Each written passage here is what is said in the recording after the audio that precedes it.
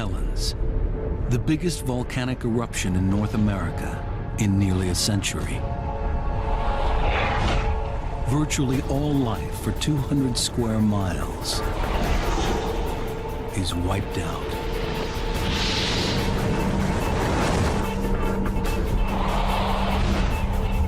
It seems impossible that life could ever return to this barren wasteland. We found that a lot of our conventional wisdom was just flat wrong. In recent years, there are ominous signs. The volcano is awakening.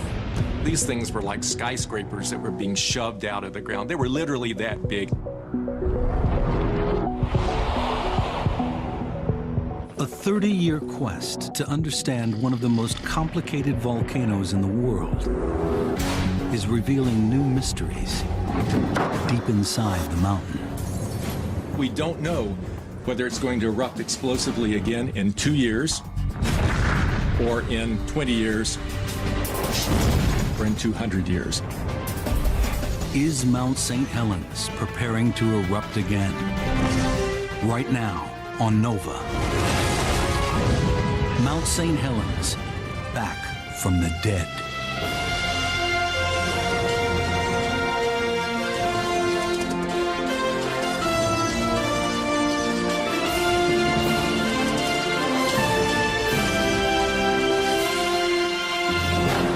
Major funding for NOVA is provided by the following. The David H. Koch Fund for Science, supporting NOVA and promoting public understanding of science. And the Corporation for Public Broadcasting, and by PBS viewers like you. Thank you.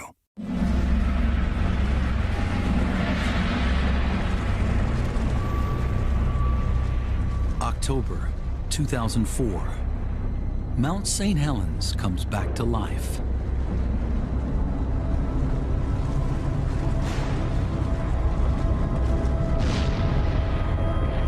Steam and ash spew from the crater on the mountain's summit. We saw the boiling material come out of the ground. We saw that it was blasting up. It was dark and it was light at the same time. It made a plume that rose up over the rim of the caldera and came up to above our altitude to 10 or 12,000 feet. It's a frightening development. For years, Mount St. Helens has been quiet. The volcano went from quiet to unrest to eruption very, very rapidly. It could be headed for a massive explosion. It seemed possible that we were headed toward an explosive eruption. We didn't know. That was a key question. The effort to understand what is happening inside the mountain couldn't be more urgent. Is the volcano about to repeat the events of 3 decades earlier, when it shattered the tranquility of its peaceful surroundings?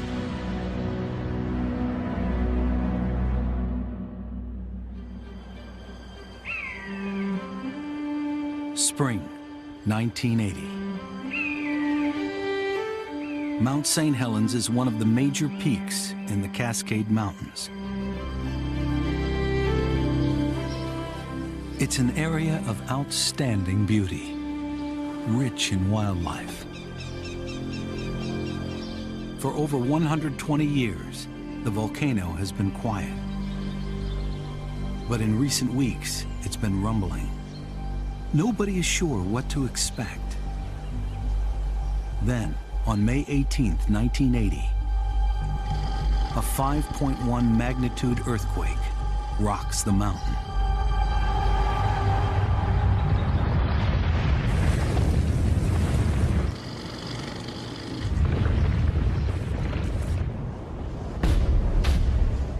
Within 10 seconds, the volcano's northern flank collapses in the largest landslide in recorded history.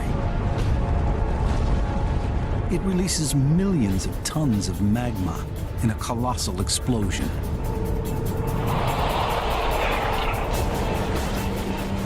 A cloud of searing gas and rock, known as a pyroclastic flow, races over the surrounding countryside.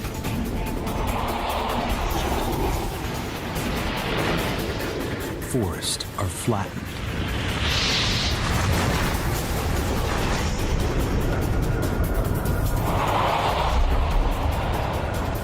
4 miles below the summit, an enormous lake is choked with debris.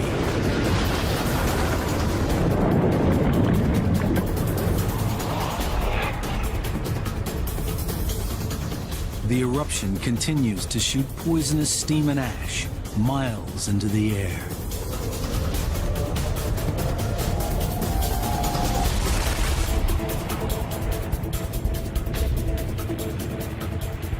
It was just, again, astounding is the best word to describe what happened in 1980 here at Mount St. Helens.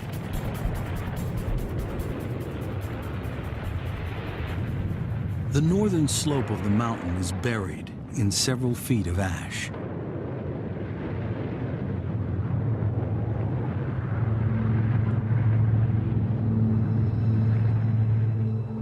Virtually all life is extinguished.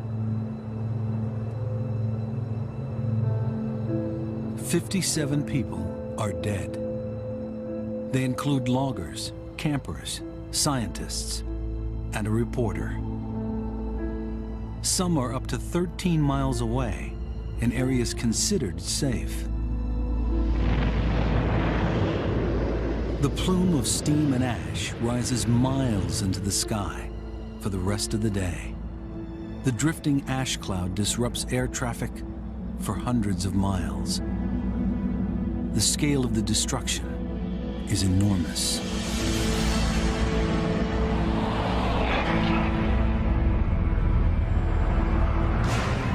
Across more than 200 square miles, the surge of ash and rock incinerates trees.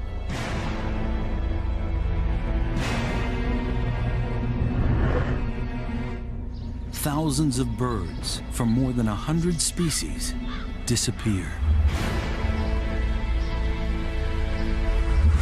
Billions of insects are gone.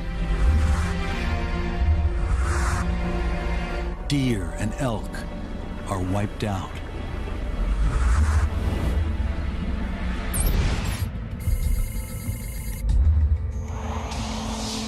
This vast area of devastation becomes known as the blast or blowdown zone.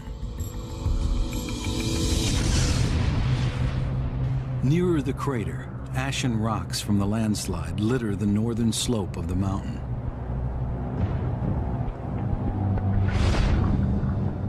It looks like the moon. It's called the Pumice Plain. It's directly below the crater. 4 miles from the volcano, the enormous Spirit Lake is scarcely recognizable.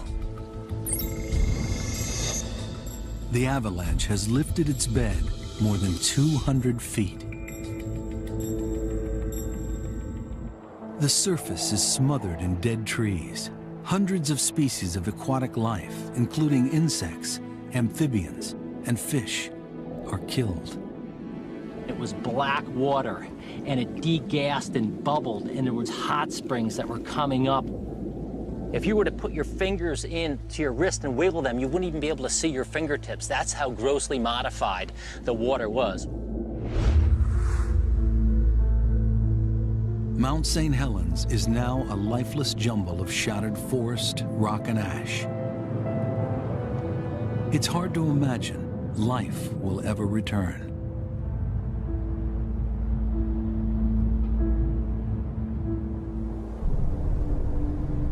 The eruption was so powerful, it altered the shape of the mountain.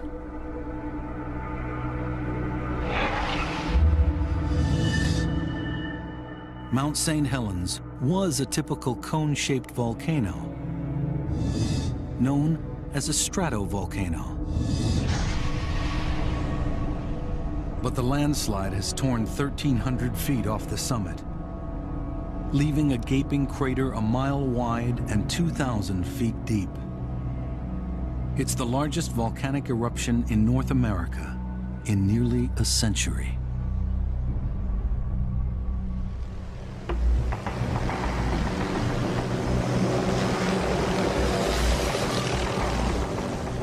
Weeks after the eruption, scientists arrive at the crater. The volcano is still steaming and rumbling. It's a new and unfamiliar world. One of the first to arrive is Dan Zarishin.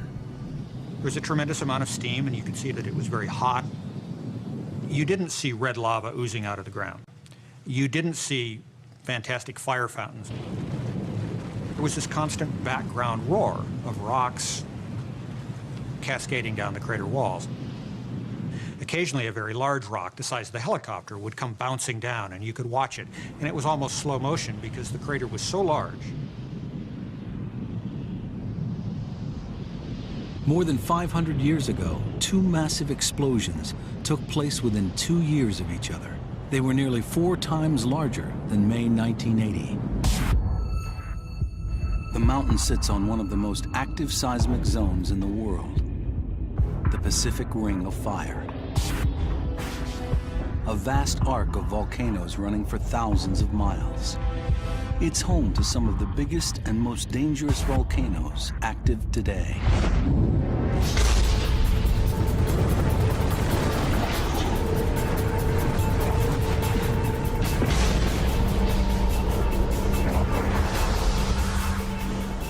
Here, the enormous plates making up the Earth's crust are being squeezed together. Along the coast, the plate below the Pacific is sliding under the North American plate. 60 miles down, pressure and friction melt the rock. Magma wells up. When it reaches the surface, it bursts out.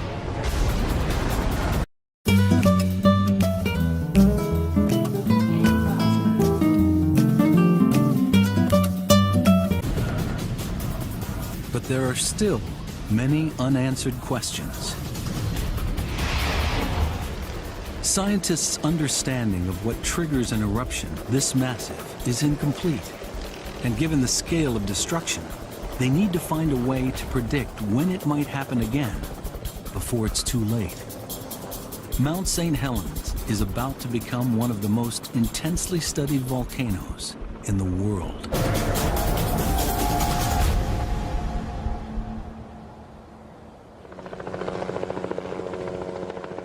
The mysteries are not just geological. Biologists want to know if any life has survived and what its future will be.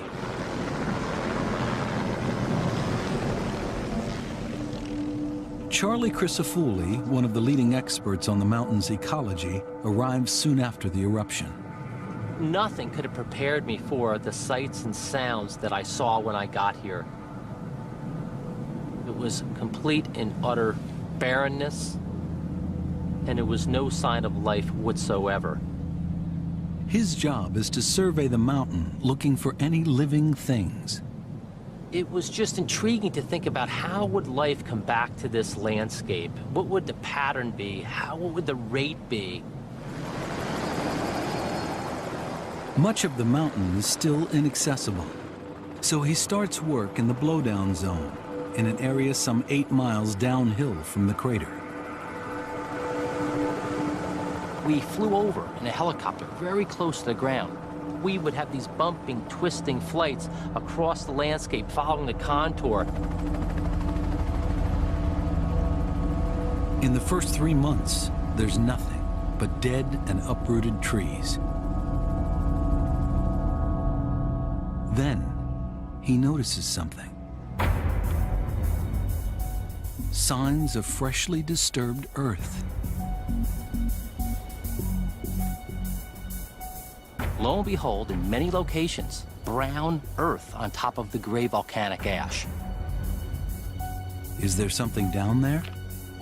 Crisafulli returns on foot to investigate.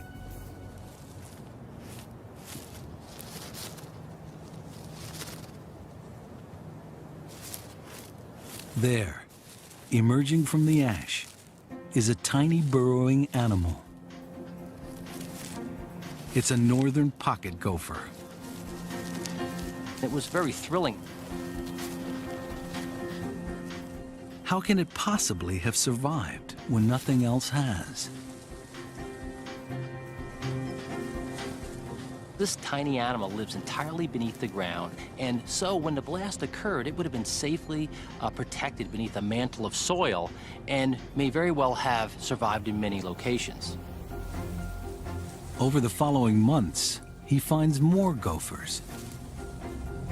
It appears that life is returning to the mountain just 3 months after the eruption.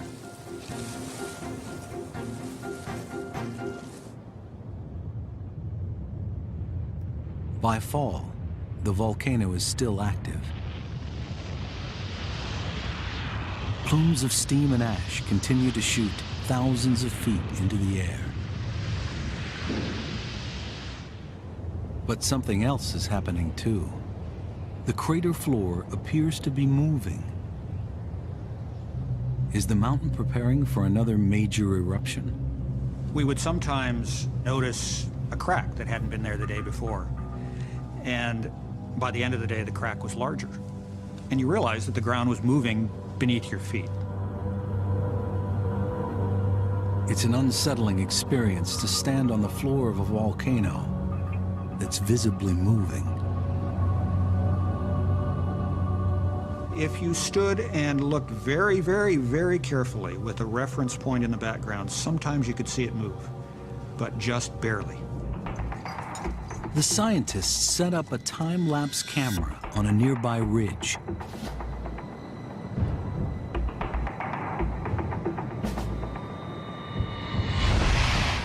Over several days, the pictures show a dome rising in the middle of the crater floor. The volcano is oozing a sticky gray lava, cooling as it reaches the surface.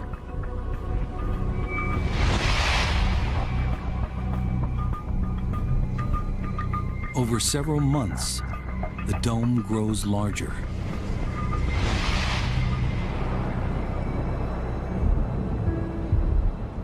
The geologists are puzzled. What is going on inside the mountain? Is Mount St. Helens simply rebuilding its summit, or is it about to blow up? We didn't know what might come next, whether the lava might continue to grow for many years, or even decades or centuries. And we didn't know if there might be explosive eruptions in store. Then, winter closes in, restricting access to the mountain. The scientists' work is limited. Answers will have to wait until spring.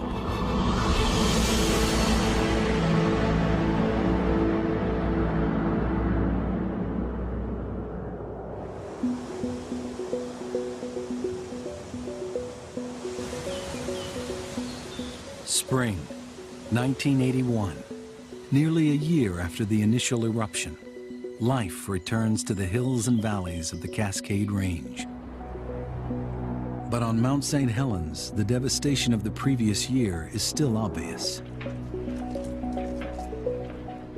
Despite the danger, Crisafulli moves closer to the active volcano's core. The pumice plain is buried in several feet of coarse ash. It's a dusty, barren wilderness. Life seems impossible. This is an area where super hot incandescent flows came down and killed all life that was here.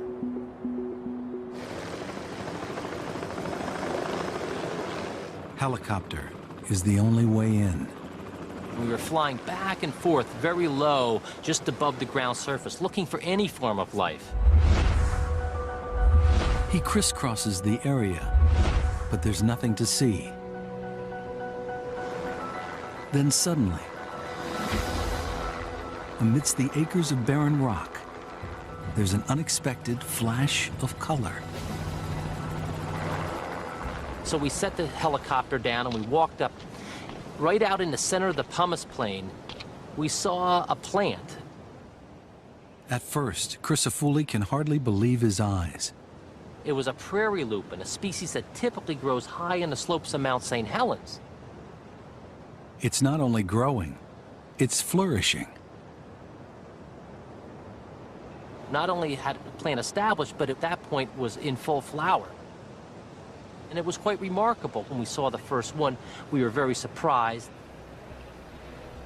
It's only 4 miles from the volcano's crater. It's the first sign of life in an area where everything has been extinguished. But how has the plant managed to grow in such a barren area? The answer is a special root structure that provides its own fertilizer. These are little factories where a bacterium works with the plant and provides nitrogen to the plant. In return, the plant provides the bacterium with simple sugars that it fixes through photosynthesis. And so this is a great relationship where you scratch my back, I'll scratch yours. This special process means lupins can grow in even the most inhospitable terrain. The lupin, like the gopher Charlie found earlier, is a pioneering species. It's really important in landscapes like Mount St. Helens because the volcanic material that fell in the ground tends to be really nutrient poor. The conditions are difficult, but can the lupin pave the way for other life to follow?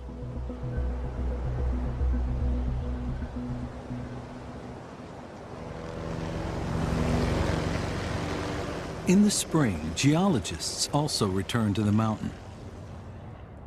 During the winter months, lava has continued to ooze out of the crater floor. The lava dome has grown several hundred feet taller and doubled in diameter. It's still a hazardous place. When I stepped out of the helicopter in 1981 on the crater floor, steam was actively rising off the growing lava dome.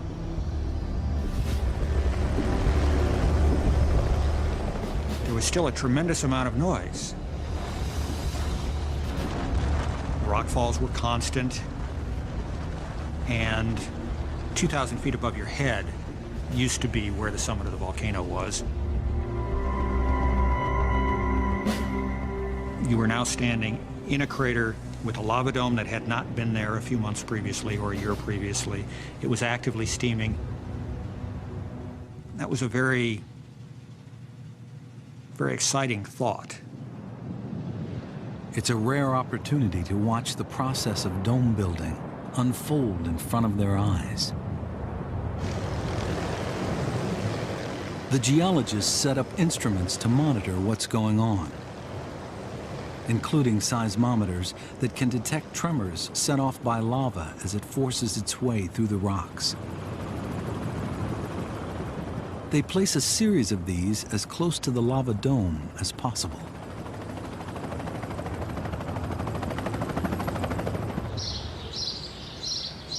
At the Cascades Volcano Observatory in southern Washington, the seismic data pours in.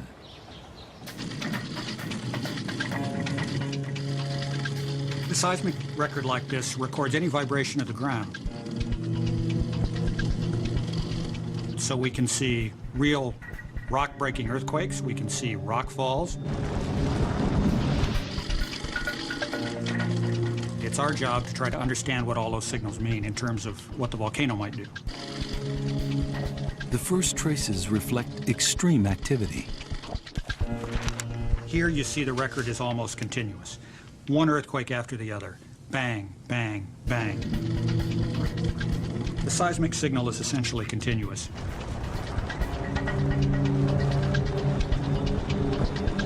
The lava is breaking through rocks and flowing across the crater floor. Then, the seismic record reveals a cyclical pattern.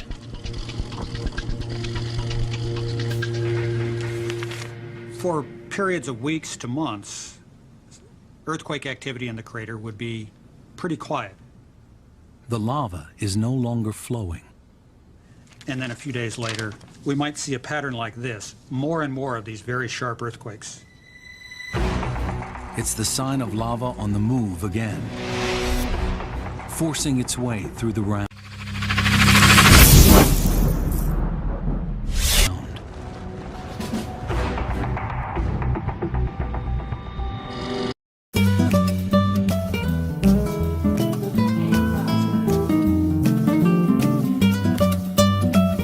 make it onto the surface maybe in just a couple of days, and we're seeing a continuous record of ground shaking, both earthquakes and rockfalls.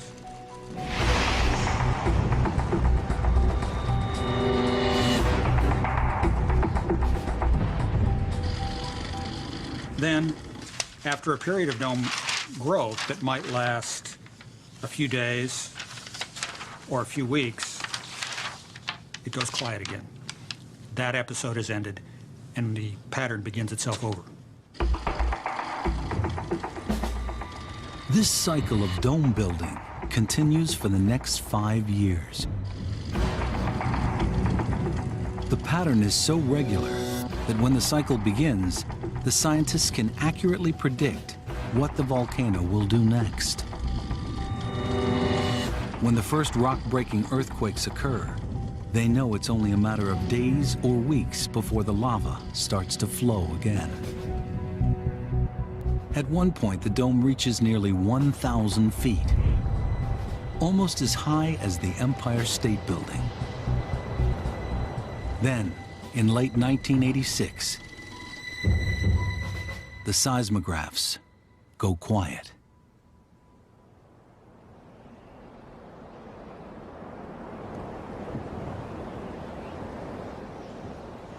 It was pretty clear that that period of dome building had ended.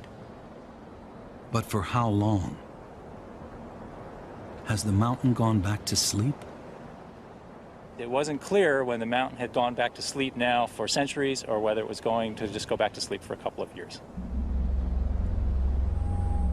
It seems the pattern has changed.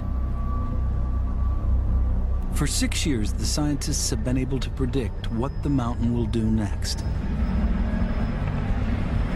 Now, they are back to guessing if and when it will erupt again.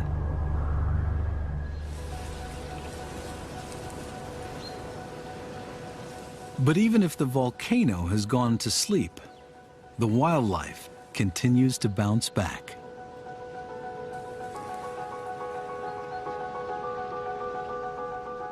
More and more gophers are spreading across the blowdown zone. Lupins are colonizing the pumice plain. And what's happening at Spirit Lake is remarkable.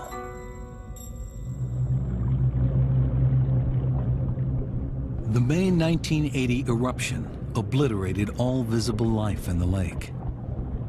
The surface was smothered in a blanket of debris.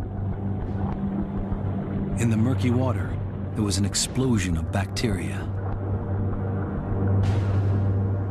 There were a couple of species of pneumonia that were described, and also the disease, the bacteria that causes Legionnaire's disease, Legionella. And so many of us working in the lakes in the early days came down with a fever. The bacteria rapidly consumed the oxygen, making life impossible for any air-breathing organisms, including fish, amphibians, and insects.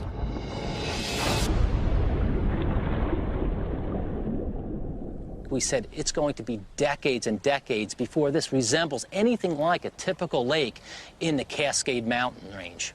Well, we were surprised because that's not exactly what happened.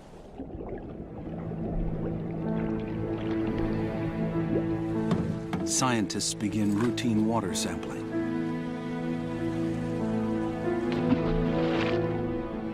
It's a unique opportunity to see if and when life will return from the dead.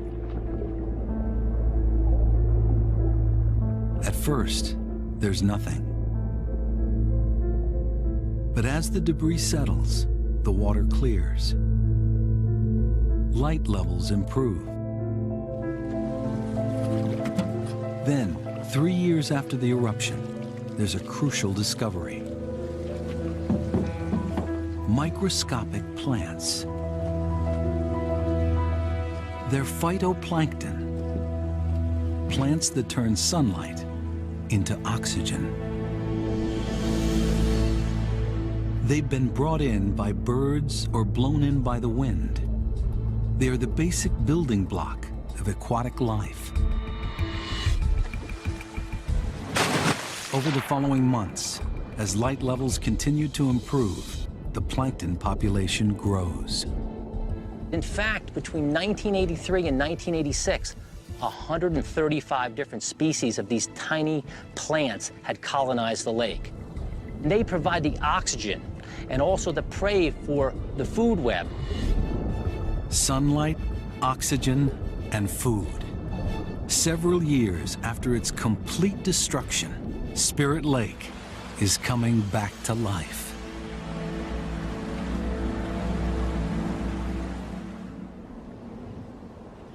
"4 miles away, the volcano remains quiet.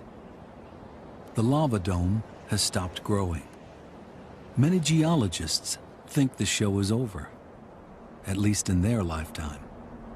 We had the feeling that we had probably seen our last eruption at Mount St. Helens. We knew there was a chance it would erupt again, but none of us were betting on it. As the mountain sleeps, wildlife bounces back. Even in the most unexpected places. In one of the most devastated areas of the mountain, the Pumice Plain, a gopher is seen. It's surviving by eating lupin.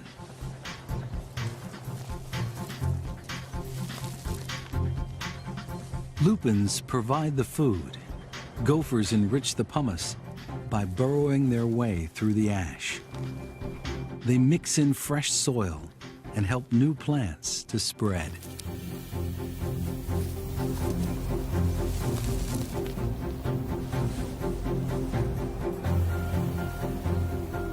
When you walked around the landscape, it was those islands created by gopher-turned soils that were very green and full of flower and seeds.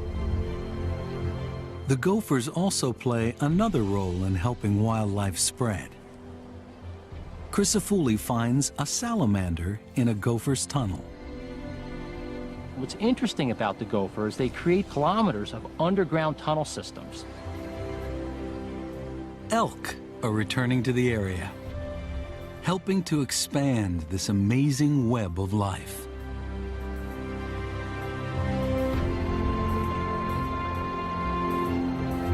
When elk move across the landscape, they collapse the tunnels, creating entranceways that salamanders and other amphibians can have access to. Once they get beneath the ground, these are very cool and moist sites that enable them to survive in an otherwise inhospitable area. And the importance of that is allows them to use these underground burrows as stepping stones during hot, dry weather, and eventually to colonize new patches of terrestrial habitat as well as ponds and lakes.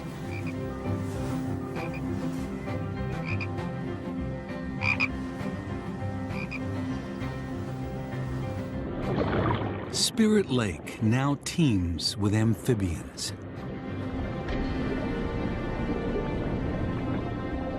Fish, brought to the lake by fishermen, are thriving.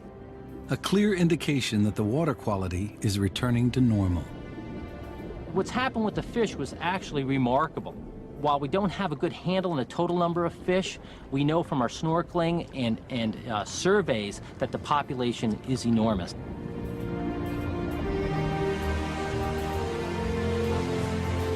Spirit Lake is beginning to resemble a typical mountain lake.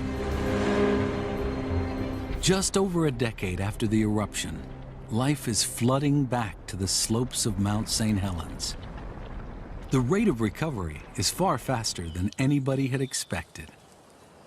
Clearly, our understanding of the ability of these organisms to disperse was greatly underappreciated. We found that a lot of our conventional wisdom was just flat wrong.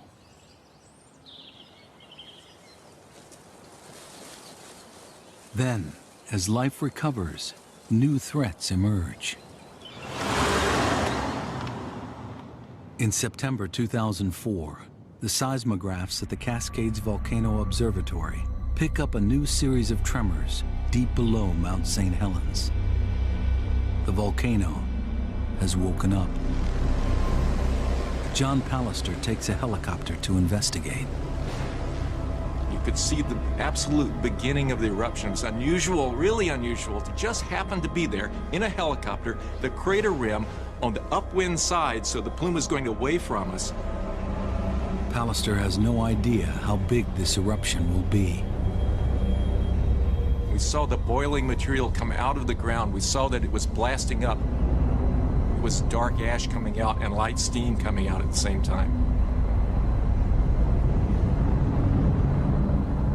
It made a plume that rose up over the rim of the caldera and drifted downwind. The speed and suddenness of the eruption catches everybody by surprise. The volcano went from quiet to unrest to eruption very, very rapidly.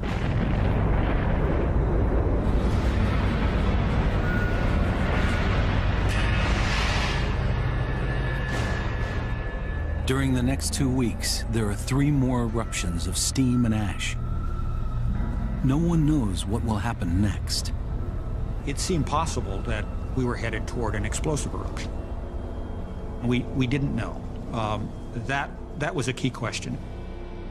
Then, after 14 days, the seismographs quiet down. Almost as quickly as it started, the eruption stops.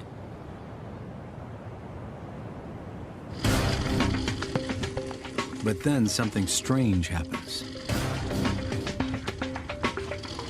Over the next few weeks, the seismographs pick up a new pattern of tremors the geologists have never seen before.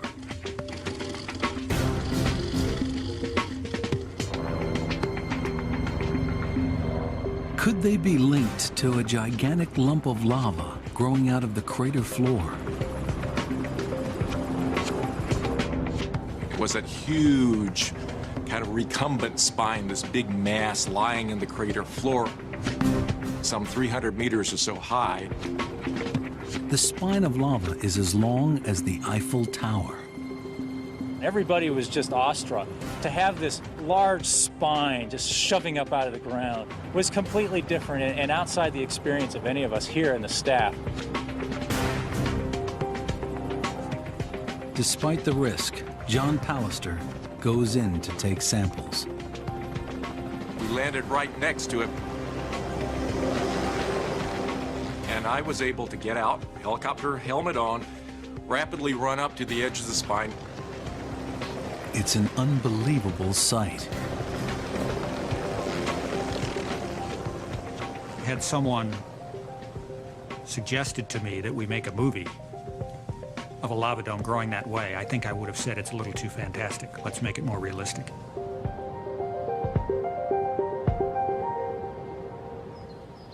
At the observatory, where geologists have been puzzling over the strange seismic traces, they now realize what they are. They're the unique autograph of the giant spines as they push their way out of the ground.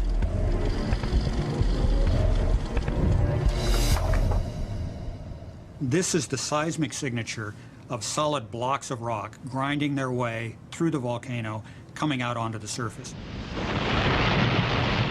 As they do, they make these small seismic signals, one just like the other, just like the other, very repetitive. We came to call them drum beats. The drum beats continue for several years. Spine after spine of solid lava emerges from the crater floor. It's unlike anything geologists have seen on Mount St. Helens. Now, spine doesn't do justice to these things. These things were like skyscrapers that were being shoved out of the ground. They were literally that big. Sometimes the blocks grow at a rate of 16 feet a day. Then they collapse. Seen through a time-lapse camera, one solid lump of lava after another pushes up through the crater floor. The process is mystifying. What do the spines mean? Why was the eruption in 2004 so different than the style of eruption in the 1980s? Why in the 1980s did you have this more fluid lava that created these sort of short, stubby lava flows?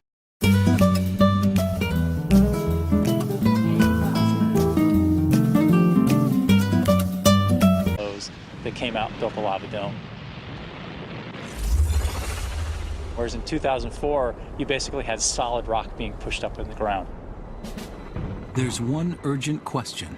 Is the volcano building up to another major eruption?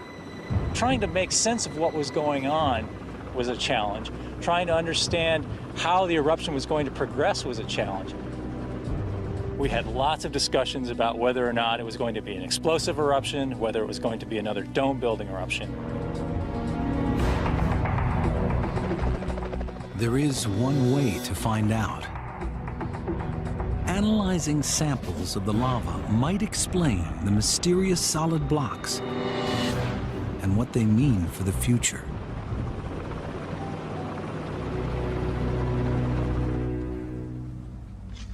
At the Volcano Observatory, John Pallister compares lava from the spines with samples taken from previous eruptions. Could there be something in their composition that explains why the mountain sometimes pushes up spines, sometimes oozes lava, and sometimes explodes?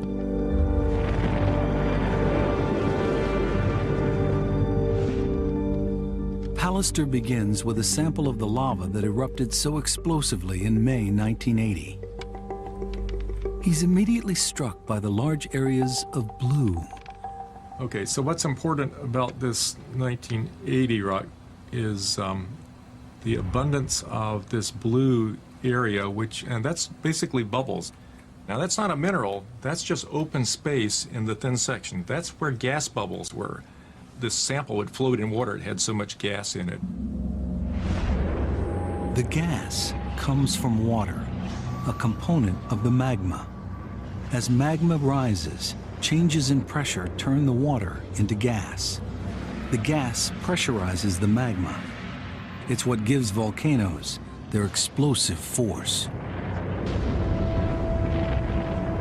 1980 had a lot of gas in it, so it exploded, tore itself apart in a tremendous explosive eruption.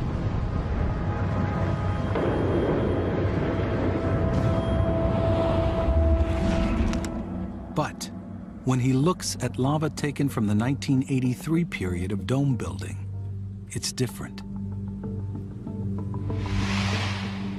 There is much less of this open space, of the gas filling space in the rock. The 1983 lava behaves like a bottle of soda going flat. Finally, he looks at a sample of lava from one of the spines in 2005. I don't see any blue space, any of that. Oh, there's just a little bit, but dominantly it is lacking in space. It's a gas-poor magma, except, in fact, almost none. There's just enough gas to push it to the surface. But by the time it gets there, there's nothing left. So this one came up slow, and it made sticky, solidified spines instead of making either lava flows or an explosive eruption. It's a crucial insight. The amount of gas determines the nature of the lava and the force of the eruption. It all comes down to the gas budget for the eruption. Is it going to fizzle, or is it going to explode? Suddenly, the mountain's behavior makes sense. The spines are a sign the magma under Mount St. Helens is running low on gas. Then, in 2007, as if to confirm this new insight, the familiar drumbeat seismic traces vanish completely. No more spines appear. The lava below the mountain has finally run out of gas.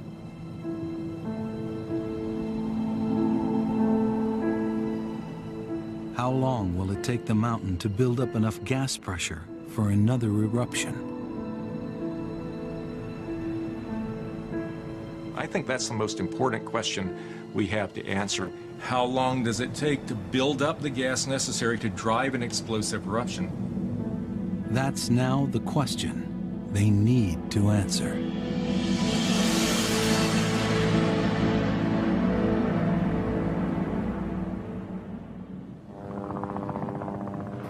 Geologists go back to the mountain to look for clues.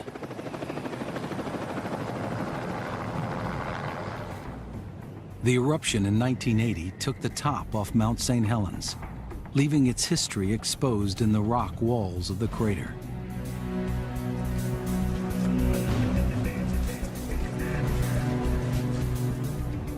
Most of the important previous eruptions are marked by different colored bands. The lower part of the walls where you see gray and some yellows and some pinks, they're all part of the older edifice of Mount St. Helens. These rocks, which make up the bottom half of the rock face, are around 16,000 years old. Then if you look higher on the wall, near the top, you see darker colors. And those are rocks that began erupting about 3,000 to 2,500 years ago.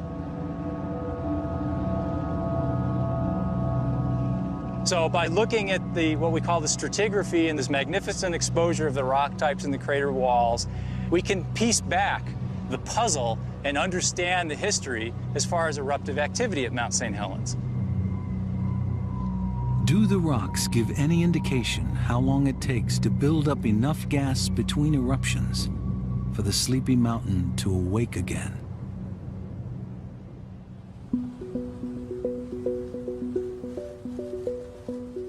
John Pallister sorts and categorizes rocks from earlier eruptions. He checks notes and photos to try and determine how often the mountain has erupted violently. Drawing on previous records, he builds up a picture of Mount St. Helens' past. For much of the last 4,000 years, there seems to be a fairly clear pattern. If we look at the number of big eruptions over the length of time the volcano's been active, you might say that there's one roughly every 1,000 years, a big eruption. So from our context here, we could say that it takes on the order of 1,000 years to build up enough gas to get a really large eruption. The record suggests some of these eruptions have been huge. More than 10 times larger than 1980. Potentially enveloping vast areas of Washington and Oregon. But that would imply that the next really big one isn't due for about another century. Except for one little detail around 500 years ago. In 1479 AD and 1482, there were two very large eruptions.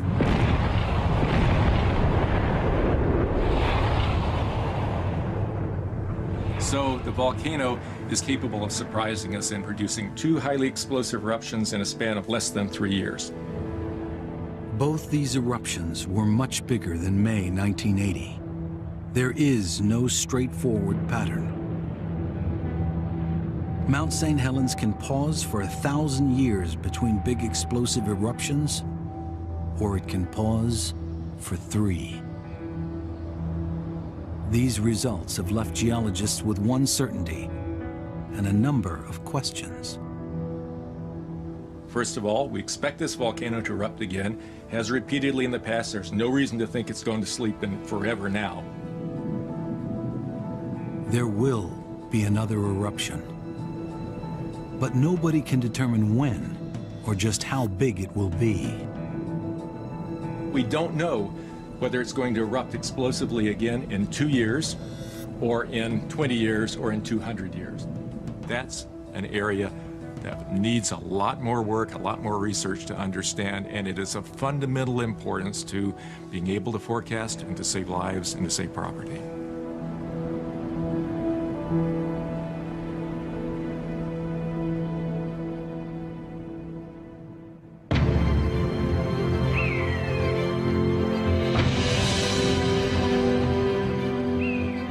30 years, Mount St. Helens has led scientists on an extraordinary journey of surprise and discovery. When they surveyed the destruction in the early 1980s, nobody could have predicted the speed with which life has returned. It was another form of an eruption. It was an eruption of nature. Nature marched back with a vengeance. Mount St. Helens has revealed a rich and complex web of life that has never been documented before. Today, the slopes of the mountain are a living testimony to the miraculous ability of nature to return from the dead. Each time you would come out here and there would be a surprise. Something would be unveiled, something that you hadn't seen before. Perhaps it would be a new species of spider, or a new species of beetle. Nature is very resilient, and that is the take-home message from 30 years of ecological work on the Mount St. Helens volcano.